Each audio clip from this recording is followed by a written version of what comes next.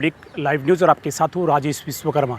दरअसल गुजरात विधानसभा चुनाव जो है नज़दीक में था। ऐसे में भारत के यशस्वी प्रधानमंत्री नरेंद्र मोदी का लिंबायत विधानसभा क्षेत्र में एक भय का जो रैली का आयोजन किया गया था, रोड शो किया गया था, उसी मामले में प्रधानमंत्री जो है ये सूरत के दौरे पर थे। क्या कुछ हुआ था एक्चुअली? कांग्रेस जो है, गुजरात जो कांग्रेस पार्टी है, उसके कुछ कार्यकर्ता से उस दौरान जो है प्रधानमंत्री नरेंद्र मोदी का जो भय रोड शो था, वहाँ पर काले झंडे दिखाए गए थे और वहीं से शुरुआत होती थी। कांग्रेस के उन 4 जो कार्यकर्ता थे उनको पुलिस जो है वहाँ पर उठाई थी और उसके बाद जो है उनके ऊपर केस दर्ज किया गया था, उसके बाद पासा किया गया था। लेकिन हम उनके ही मुँह से वो कहानी सुनना चाहते थे, वो दर्द सुनना चाहेंगे जो उनके साथ हुआ था। हमारे साथ कांग्रेस पार्टी के यशस्वी जो है ये सब 4 कार्यकर्ता हैं, जो कि ऑलरेडी आशीष राय भी यहाँ पर मौजूद है। सबसे पहले आशीष राय, पब्लिक लाइव में आपका स्वागत है।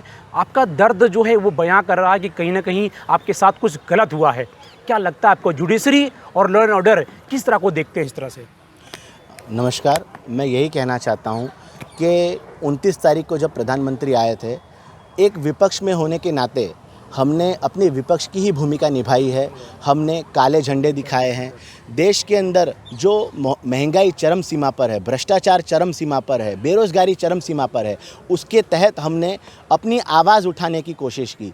लेकिन क्योंकि भाजपा को ये पसंद नहीं आया, उनको ऐसा कि ये जो आवाज़ उठा रहे हैं उनको हम दबाएंगे, डराएंगे, धमकाएंगे, हमको उन्होंने उस समय पर डिटेन करवाया। डिटेन करने के बाद हमारे ऊपर फॉल्स एलिगेशंस लगाए गए।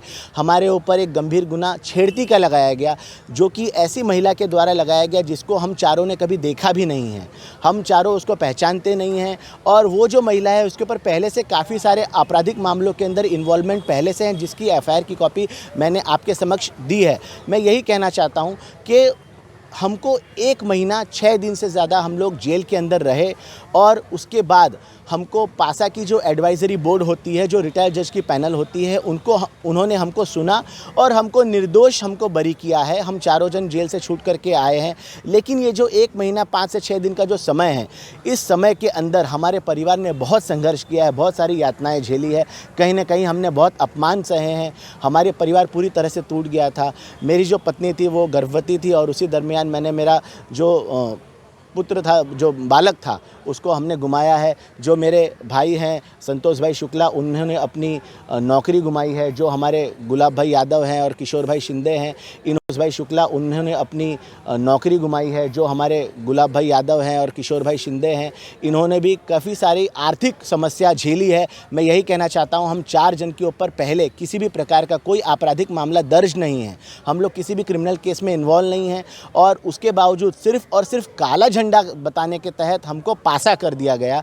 और ये शहर के अंदर लॉ एंड ऑर्डर की बात अगर किया जाए तो काफ़ी सारे मामले ऐसे हैं जिनके ऊपर केसेस किए जा सकते हैं, लेकिन वो होते नहीं हैं। लेकिन सिर्फ आवाज़ उठाने पर, सिर्फ काला झंडा दिखाने पर हमको एक असामाजिक तत्व के ऊपर जो कार्रवाई की जाती है, पासा की जाती है, जिसके ऊपर कम से कम 4 से 5 गुना होते हैं, उसको ये लगाया जाता है। वो हमारे साथ किया गया। हमने सिर्फ और सिर्फ काले झंडे दिखाए थे और उसके अलावा हमने किसी प्रकार का कोई पुलिस के साथ या किसी महिला के साथ हमने कोई घर्षण नहीं किया है। आशीष भाई, खास करके अगर बात करें तो जिस तरह से आपने प्रधानमंत्री नरेंद्र मोदी का जो रोड शो था, उस दौरान जो है आपने काले झंडे दिखाए थे।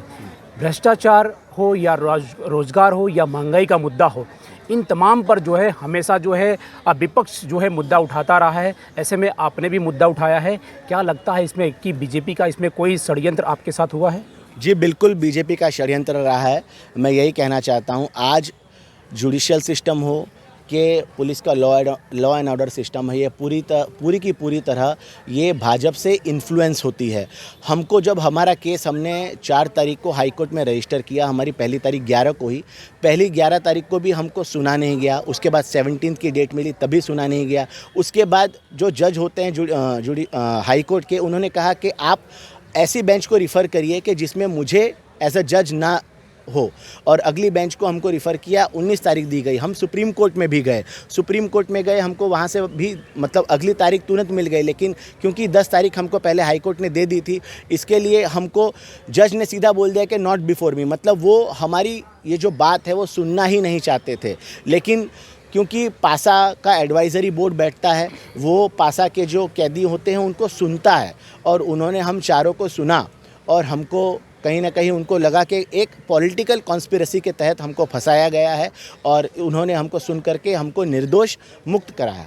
आशीष भाई, खास करके अगर बात करें तो आप लगातार जो है बाहर आए हैं और आप ये अभी आरोप लगा रहे हैं कि कहीं ना कहीं पुलिस जो है इसके पीछे, इसका जो है जो केस हुआ है, जो पासा हुआ, उसके पीछे पुलिस का हाथ है। क्या लगता है, अगर ये सारे पर डाउट है तो आगे क्या कुछ आपने विचार किया कि आगे आपने कोई इसके पुलिस के ऊपर कोई कानूनी कार्रवाई करने के लिए? जी बिल्कुल, मैं यही कहूँगा, हमको डराने धमकाने की बात थी, लेकिन क्योंकि हम सच्चे थे, हम बाहर आए। मैं यही कहूँगा, हमको जितना भी डराएंगे है जो केस हुआ है, जो पासा हुआ, उसके पीछे पुलिस का हाथ है। क्या लगता है, अगर ये सारे पर डाउट है तो आगे क्या कुछ आपने विचार किया कि आगे आपने कोई इसके पुलिस के ऊपर कोई कानूनी कार्रवाई करने के लिए? जी बिल्कुल, मैं यही कहूँगा, हमको डराने धमकाने की बात थी, लेकिन क्योंकि हम सच्चे थे, हम बाहर आए। मैं यही कहूँगा, हमको जितना भी डराएंगे धमकाएंगे, हम डरेंगे नहीं। हम इसके आगे चाहे सुप्रीम कोर्ट जाना हो, हाई कोर्ट जाना हो, या कहीं भी जाना हो, लेकिन इसके खिलाफ जो हमारे पर गलत आरोप लगाए गए हैं उसके खिलाफ हम लड़ेंगे। हम डिफेमेशन का केस भी करेंगे, और जो इसमें इन्वॉल्व है उनके खिलाफ हम लड़ेंगे, अंत तक लड़ेंगे। चाहे कुछ भी हो जाए, सत्य परेशान हो सकता है लेकिन पराजित नहीं हो सकता। तो ये थे आशीष राय, जो कि आपको बता दें कि कांग्रेस पार्टी के जो है ये 4 कार्यकर्ता थे।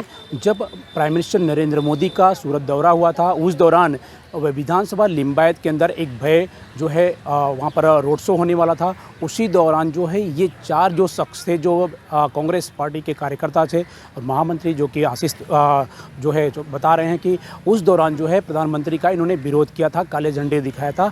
उसी के बाद जो है सोशल मीडिया में इनकी एक वीडियो वायरल हुई थी। उसके बाद जो है पुलिस ने इन पर कार्रवाई की थी। कार्रवाई के बाद जो इन्हें गिरफ्तार किया गया था चारों को, और उसके बाद जो है किसके दबाव में पुलिस ने इन्हें पासा का भी जो प्रोविज़न होता है वो करके इनको जो है अलग अलग जेलों में चारों को भेजा गया था। जिसके बाद जो है आपको बता दें कि पासा की जो पैनल जो टीम होती है, दिवाली के बाद जो है इस पर पूरा जो है निर्णय लिया गया था, और उसके बाद जो है इनको बरी हुए हैं। उसके बाद आज जो है कांग्रेस की ओर से एक प्रेस कॉन्फ्रेंस किया गया। प्रेस कॉन्फ्रेंस करने के बाद जो है ये अपना दर्द मीडिया के सामने बयां कर रहे हैं कि जो उनके साथ हुआ है कहीं ना कहीं एक गंभीर रूप से जो है एक उनको गंभीर हालत में वहाँ पर ले गया था। आज जो है ये 4 जो है उनका ये मानना है, कांग्रेस पार्टी का मानना है कि कहीं ना कहीं उनके साथ गलत हुआ था। जो महिला जो है जिस तरह की छेड़ती का आरोप लगाया है, ये महिला को नहीं जानते हैं, क्योंकि जो वीडियो में जिस तरह से कहीं ना कहीं वायरल वीडियो में दिख रहा है उससे स्पष्ट रूप से साबित होता है कि ये चारों निर्दोष थे। लेकिन जो है काले झंडे यानी कि भ्रष्टाचार हो, रोजगारी हो या महंगाई का मुद्दा हो, अगर किसी पक्ष जो है नेता जो है आज सरकार के सामने कोई उठाता है आवाज़, तो उसकी आवाज़ दबाने के लिए पुलिस को जो है इसमें इन्वॉल्व किया जाता है, और उसके बाद जो है उसके ऊपर जो है FIR दर्ज की जाती है या फिर उसको पासा में भेज दिया जाता है। इस तरह का जो है पूरा जो है खेल जो है कहीं ना कहीं खेला गया है। ये जो है आरोप जो है आज जो है लगाया गया। अब देखना ये होगा कि आगे इन चारों जो है कांग्रेस पार्टी के समक्ष जो है आगे किस दिशा में जाते हैं, कितना जो है जिस तरह से इनके साथ विवाद किया गया है, जिस तरह से इनके ऊपर केस किया गया है, इसके खिलाफ क्या कुछ कार्रवाई करते हैं, ये देखने वाली बात होगी। सूरत से कैमरामैन सार्थक के साथ राजेश विश्वकर्मा, ब्यूरो रिपोर्ट, सूरत। इसमें बोलना है या वैसे ही बोलना है? डायरेक्ट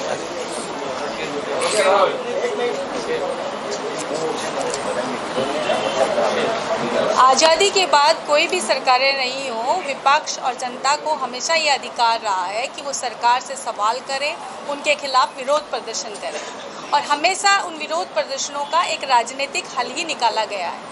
ऐसा पहली बार हुआ कि 4 युवा अपने मुद्दों को लेकर के, जनता के मुद्दों को लेकर के प्रधानमंत्री जी को काले झंडे दिखाने जाते हैं, और उसका दुष्परिणाम उनको ये झेलना पड़ता है कि क्लीन छवि होने के बावजूद, जिनके ऊपर एक भी कोई क्रिमिनल केस अभी तक नहीं है, उनको पाशा के तहत 1 महीने से ज़्यादा के लिए अंदर रखा जाता है, जिसका परिणाम ये निकलता है कि एक व्यक्ति अपने बच्चे को खोता है, एक व्यक्ति अपनी नौकरी खोता है, और मानसिक यांत्रणा और सामाजिक जो उनको अवसाद जो झेलना पड़ा, सामाजिक रूप से उनके पर जो धब्बा लगा, वो अपने आप में अलग बात है।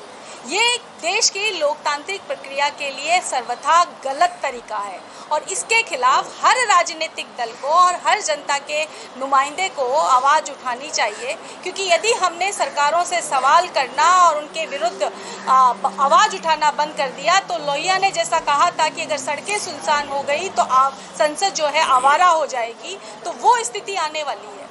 हम ये कहते हैं कि इनको चूंकि अब बाइज्जत बरी जो जो हाई कोर्ट के अंदर जो रिटायर्ड जज हैं उनकी कमेटी ने पाशा के अंदर कोई बाइज्जत बरी किया है, तो इनके ऊपर जो दाग लगा है उसका हर्जाना के लिए अब हम डिफॉर्मेशन केस भी जो है वो सीपी के खिलाफ करने जा रहे हैं, क्योंकि इसका जवाब और इसका हर्जाना तो मिलना चाहिए, क्योंकि उनके खिलाफ बिल्कुल जो आप कहिए कि निर्दोष होते हुए इस तरीके की कार्यवाही की गई। तो मैं जनता से यही अपील करूंगी और हमारे देश के जो लोकतंत्र के चौथे स्तंभ हैं हमारे प्रेस, उनसे भी ये निवेदन करूंगी कि इस तरह की घटना, कोई भी छोटी घटना किसी भी पार्टी के साथ हो, किसी भी सरकार के द्वारा हो, उनको आवाज़ उठानी चाहिए, क्योंकि कब एक छोटी सी चिंगारी ज्वाला बन करके हमारे लोकतंत्र को ख़त्म कर देगी, स्वाहा कर देगी, वो पता नहीं लगेगा। तो इसलिए हर चिंगारी के ऊपर हमारा आवाज़ उठाना और उस चिंगारी को दबाना हमारा मौलिक दायित्व बनता है। धन्यवाद।